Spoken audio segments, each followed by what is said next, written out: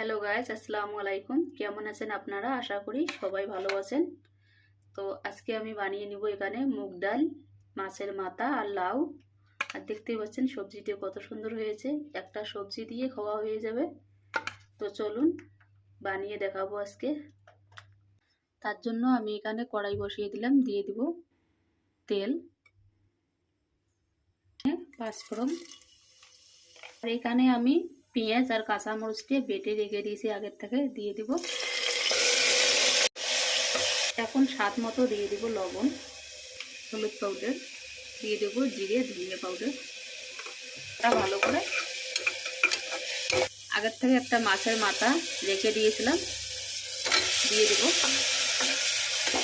মাছের মাথাটার সাথে মশলাটা ভালো করে ভুনিয়ে নিচ্ছি। এখন ভুনা হয়ে গেলে এখানে আমি মুগ ডালটা আগের থেকে একটু ভেজে ধুয়ে রেখে দিয়েছিলাম, দিয়ে দেব। মুগ ডালটা ভেজে না নিলে পরে ভালো লাগে না, একটু কাঁচা কাঁচা একটা গন্ধ আছে। আর এখানে নিয়ে নিয়েছি লাউ। লাউটি আমি আগের থেকে কেটে রাখছি এইভাবে বড় বড় করে।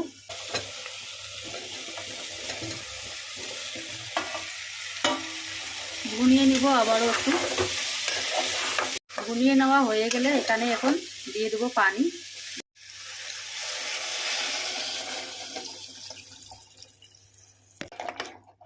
এখন 2-3টে সিটি লাগিয়ে নিব আমি।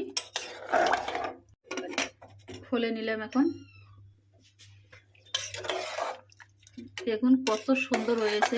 মাছের মাথার সাথে মুগ ডাল, লাউ, আর কোনো সবজির দরকারই হবে না, একটা সবজি দিয়ে খাওয়া হয়ে যাবে। দেখতে পাচ্ছেন। দিয়ে দেবো উপর দিকে ধনিয়া পাতা। ধনিয়া পাতাটা আমি এখানে বেশি করে দিয়ে দিলাম।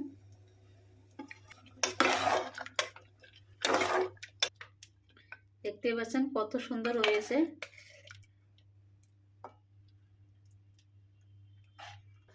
তো গাইস, আমার রেসিপিটা ভালো লাগলে লাইক, শেয়ার আর সাবস্ক্রাইব করে দিবেন।